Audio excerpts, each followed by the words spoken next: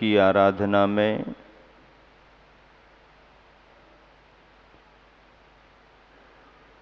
एक पक्ष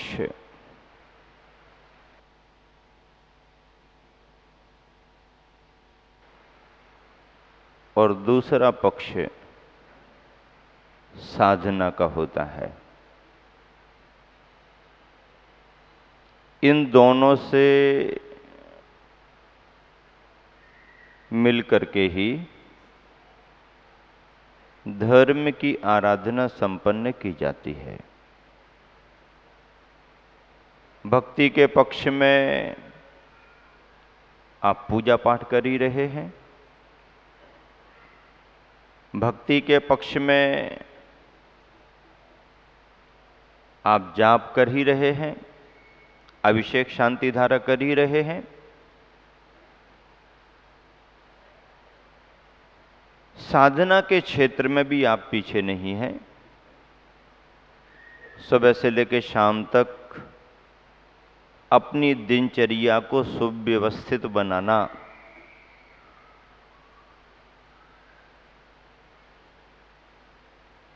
और सामर्थ्य से भी बढ़कर के इन दिनों में व्रत उपवास आदि करना एक गृहस्थ के लिए बहुत बड़ी साधना का पक्ष है। शरीर सुख सुविधाओं को चाहता है, शरीर कष्ट सहन नहीं करना चाहता है, लेकिन जिस भव्यात्मा के अंदर धर्म की आराधना करने का लक्ष्य बन गया है, वह फिर शरीर को अपने भावों के अनुसार ढालता है, मन को फिर स्वतंत्रता से काम नहीं करने देता है, मन को धर्म के संस्कारों में संकल्पित करता है। और जब मन संकल्पित होता है तो शरीर भी मन के अनुरूप साथ देना शुरू कर देता है। भक्ति के पक्ष अनेक हैं। अभी सायंकाल में चातुर्मास के महापात्र महाआरती के लिए आएंगे। ये भी एक भक्ति का बहुत मोहक पक्ष है, प्रभावक पक्ष है। कल के दिन गुरुवार आचार्य श्री की पूजा बहुत बड़े भक्ति भावों से पात्रों को चयन करके जब करेंगे तो मैं समझता हूँ ये संस्कार शिविर में भक्ति का एक बहुत बड़ा पक्ष है, पात्रों का बड़ा महत्व होता है। और फिर अभी जो एक बहुत ही शास्त्रीय संगीत से जुड़ करके, भारतीय कला से जुड़ करके, भारतीय भक्ति की विधा से जुड़ करके जो प्राचार्य सुदर्शन जी टोपरे ने प्रस्तुति की है, आप क्या समझते इसके लिए? ऐसी प्रस्तुतियां राष्ट्रीय नहीं बल्कि अंतर्राष्ट्रीय स्तर पर ख्याति प्राप्त करती हैं, सामान्य बात नहीं है। ऐसे कलाकार यदि सार्वजनिक मंच पर जाकर के ऐसी प्रस्तुतियां कर दें तो एक एक कला की प्रस्तुति में नोटा में बारे न्यारे हो जाते हैं उनके। सरकार प्रोत्साहन भी देती है, कला का महत्व भी है, और ऐसी कला यदि किसी विदेशी मंच पर कर दी जाए तो भारतीय संस्कृति की विशेषताओं से सारी दुनिया परिचित होती है। सो ऐसे अवसर भी वो अपने पुण्य से भारतीय मंचों पर विदेशों की यात्राएं करके खुद अर्जित कर चुके हैं।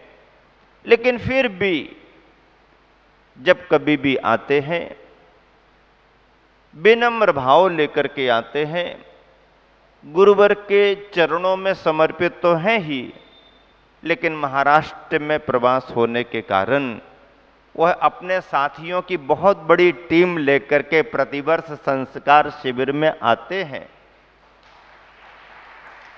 और इनके ये सभी साथी उन्हें निरंतर प्रोत्साहित करते हैं। उनका स्नेह भी उनके अपने सभी साथियों को मिलता है, बरसों से लाभ ले रहे हैं। भगवान की भक्ति की, गुरु की भक्ति की और प्रकृति की विषमता का ध्यान करके और किस तरह से एक घट कलश को लेकर के और बादलों को पानी देने के लिए मजबूर किया, बादलों को भी अपनी भक्ति से प्रसन्न किया, और जैसे ही उनकी भक्ति से बादल प्रसन्न हुए, गड़गड़ाहट के साथ देव शास्त्र गुरु की उपस्थिति में भगवान की भक्ति का स्वरूप करते हुए नमोकार की, नमस्कार की मुद्राएं बना करके भारतीय नृत्य को भारतीय संगीत के साथ आध्यात्मिक भावनाओं को लेकर के समूची मर्यादाओं का ध्यान रख करके यदि कोई साधक अपनी कला की साधना दिखाता है तो इससे बड़ा उसका पुरुषार्थ और क्या होगा। इसके लिए वह और उनका समूचा परिवार साधुवाद का पात्र है। हम जैसे मुनियों का उनको बहुत बहुत आशीर्वाद है। बागीदौरा की समाज अतिथि सत्कार में कहीं पीछे नहीं है, और जैसा कि शिविरार्थी हम लोगों को जानकारियां दे रहे हैं, या जैसा सब वातावरण दिखाई दे रहा है, मैं तो समझता हूं शिविरार्थी अपने अनुभव तो बताएंगे। शिविरार्थी प्रमुख संयोजक तो अपना थोड़ा सा उद्बोधन कल के समय पर देंगे ही देंगे, लेकिन मुझसे पूछा जाए तो मैं तो बागीदौरा की समाज को आतिथ्य, अतिथि सत्कार, स्नेह भावनाओं में 100 में से 100 नंबर पहले ही दिए देता हूं। इतनी अच्छी संयोजना, समय ज्यादा भी नहीं लिया जाता है और कम समय में इतने बड़े बड़े कार्य नियोजित कर दिए जाएं, एक बहुत बड़ी समयबद्धता और समय सूचकता की पहचान है। और यहाँ के अपने स्थानीय ब्रह्मचारी भैया और आपकी समिति के कार्यकर्ता बाकायदा पूरा समय का ध्यान रख करके संयोजना कर रहे हैं, और सबकी संयोजना से ही धर्म की प्रभावना निरंतर बढ़ रही है और अब चरम पर पहुंच रही है। उपांत बेला है और कल तो आखिरी दिवस रहेगा। मौसम ने साथ दे दिया आपका, मौसम मेहरबान हो गया आपकी तपस्या को देख करके। मैं समझता हूं आपकी तपस्या को देख करके मौसम को भी पिघलना पड़ा कि जैन समाज में पर्वराज पर्यूषण चल रहे हैं और गृहस्थ भी तपस्या कर रहे हैं, उपवास कर रहे हैं, एकासन कर रहे हैं, रात्रि में कुछ खाते पीते नहीं है, दिन भर पूजा पाठ, जाप, स्वाध्याय कर रहे हैं, साधना सामयिक कर रहे हैं। इस सब का पुण्य प्रभाव भी प्रकृति को प्रभावित कर देता है। आज आकिंचन्य का दिन है। आकिंचन्य के दिन में उन त्यागी व्रती परिवारों को भी याद किया गया, परम शांति धारा की भावना से उन्हें सम्मिलित किया गया, जो वाकई में इस मायने में गौरवान्वित हैं कि उनके परिवार में त्याग व्रत का, संयम का संस्कार इस पंचम काल कली काल में भी चल रहा है।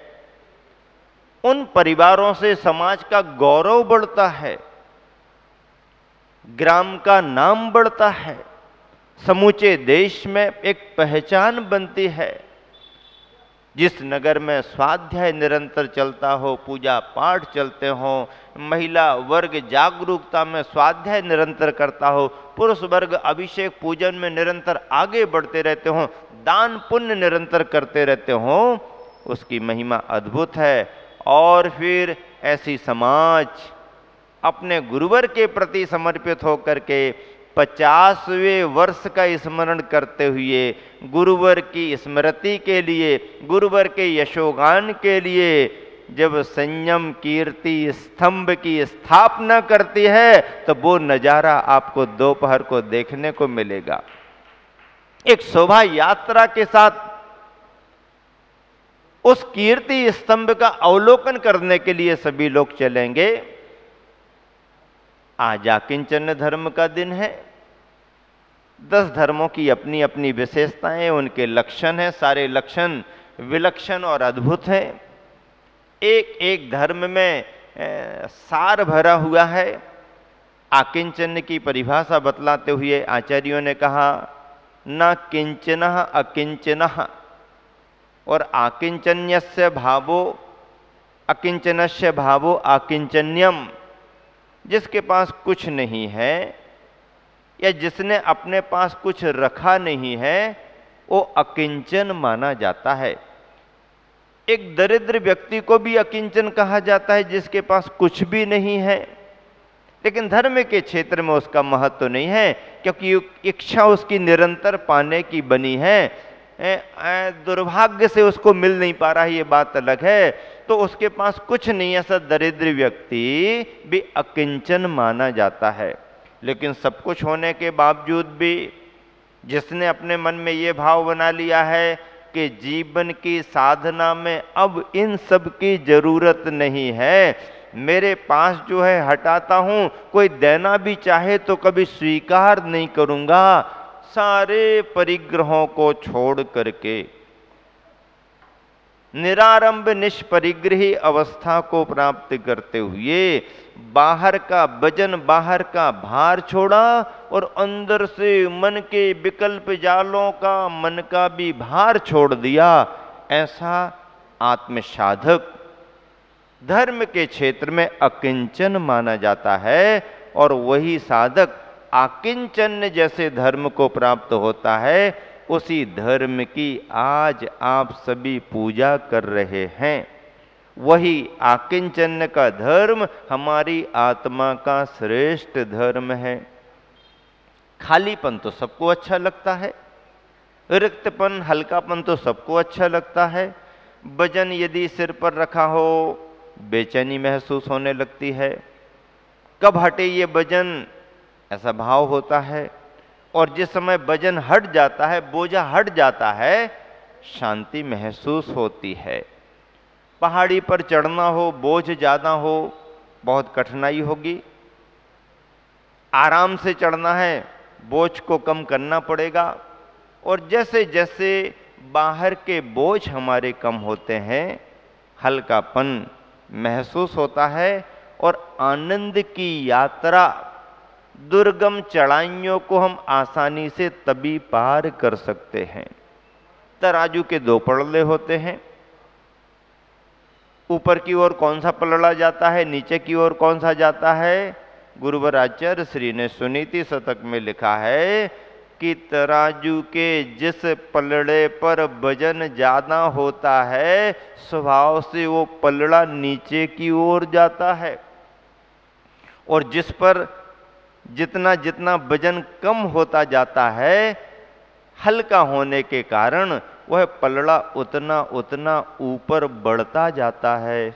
इसका मतलब ये है, चाहे बाहर का वजन हो और चाहे हमारे मन के विकल्पों का, द्वंद्व और दुविधाओं का वजन हो, जितना जितना कम होगा, साधक अपनी साधना से उतना उतना ऊपर बढ़ता जाएगा।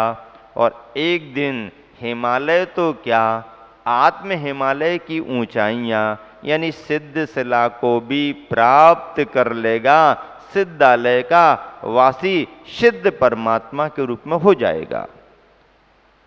तुम्बी का उदाहरण उमा स्वामी महाराज ने तत्वार्थ सूत्र में दिया है कि तुम्बी पर यदि मिट्टी का लेप लगा दिया जाए तो वो तुम्बी जो तैरने का स्वभाव रखती है, मिट्टी का लेप लगे होने से पानी में डूब जाती है, तली में बैठ जाती है। तुम्बी तो तैरने का स्वभाव रखती है, तुम्बी स्वयं तैर जाती है, पार होती है, और तुम्बी को पकड़ने वाला भी तुम्बी के साथ पार हो जाता है। ऐसी तुम्बी क्यों डूब गई? क्योंकि उसमें वजन आ गया।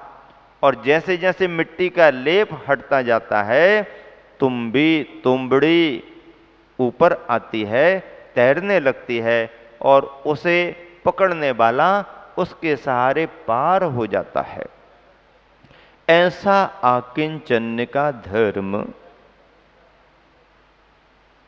तीर्थंकर भगवंतों ने भी स्वीकार किया, आज भी हम सभी को स्वीकार करने की जरूरत है। मैं और मेरेपन का भाव भी हमारे को भारी बना देता है। इसलिए समय सार में कुंद कुंद स्वामी तीर्थंकर भगवंतों की देशना का सार बतलाते हुए कहते हैं कि आत्मा के शुद्ध स्वरूप को पहचानो। जिस आत्मा के शुद्ध स्वरूप में बाहर का कोई परिग्रह नहीं, शरीर भी परिग्रह बन गया क्योंकि बाहर से आया है, और यहाँ तक कि जो दिखाई नहीं देते हैं वो ज्ञानवर्णादि कर्म भी परिग्रह जैसे ही हैं, और ज्ञानवर्णादि कर्म भी जिसके आधार पर आते जाते रहते हैं, भाव कर्म के रूप में, बीज रूप में राग द्वेष का चैतन्य परिणाम, चेतना से जुड़ा हुआ परिणाम भी समय सार की आत्मा का स्वभाव नहीं है, शुद्ध आत्मा का स्वभाव नहीं है। इसलिए कहते हैं अहमिको खलु शुद्धो दंसन नान मय्यो सदा रूबी नबी अथि मज्ज किंच भी अन्नम परमाणु मित्तम पी। कुछ भी नहीं, परमाणु मात्र भी मेरा नहीं, केवल ज्ञान और दर्शन स्वभाव, शुद्ध चेतना ही हमारा स्वभाव है, हमारा धर्म। ऐसी शुद्धता का कथन समय सार में आया है, वही हमारा परमार्थ है, उसी को पाने की साधना हमारे लिए करना है। वही शुद्धोपयोग केवल ज्ञान का कारण बनता है। निरंतर ऐसी भावना भाने से, निरंतर ऐसा विचार चिंतन करने से, मैं क्रोध रूप नहीं हूँ, मैं मान रूप नहीं हूँ, मैं माया रूप नहीं हूँ, मैं लोभ रूप नहीं हूँ, मैं हिंसा झूठ चोरी आदि रूप नहीं हूँ, मैं आरंभ परिग्रह रूप नहीं हूँ, सदानंदी हूँ, स्वानंदी हूँ, आत्मनंदी हूँ, शुद्ध चैतन्य स्वरूपो हम। निरंतर ऐसी भावना भाने से संस्कार पढ़ते पढ़ते एक ना एक भाव में, एक ना एक अवस्था में हमारे लिए अपने शुद्ध आत्म तत्व की प्राप्ति हो जाती है। ऐसा पुरुषार्थ ही धर्म का सच्चा पुरुषार्थ माना गया है, और ऐसे ही धर्म के सच्चे पुरुषार्थ को निरंतर आपको अपने जीवन से जोड़ करके चलना है। वस्तु न हमारी है न तुम्हारी है, लेकिन वस्तु में मेरेपन का भाव, मैंपन का भाव, मैं हूँ, मैं ही करता धरता हूँ, मेरे बिना सृष्टि का संचालन नहीं हो सकता है, मेरे बिना पत्ता नहीं हिल सकता है, मेरे बिना कुछ भी व्यवस्था नहीं बन सकती है।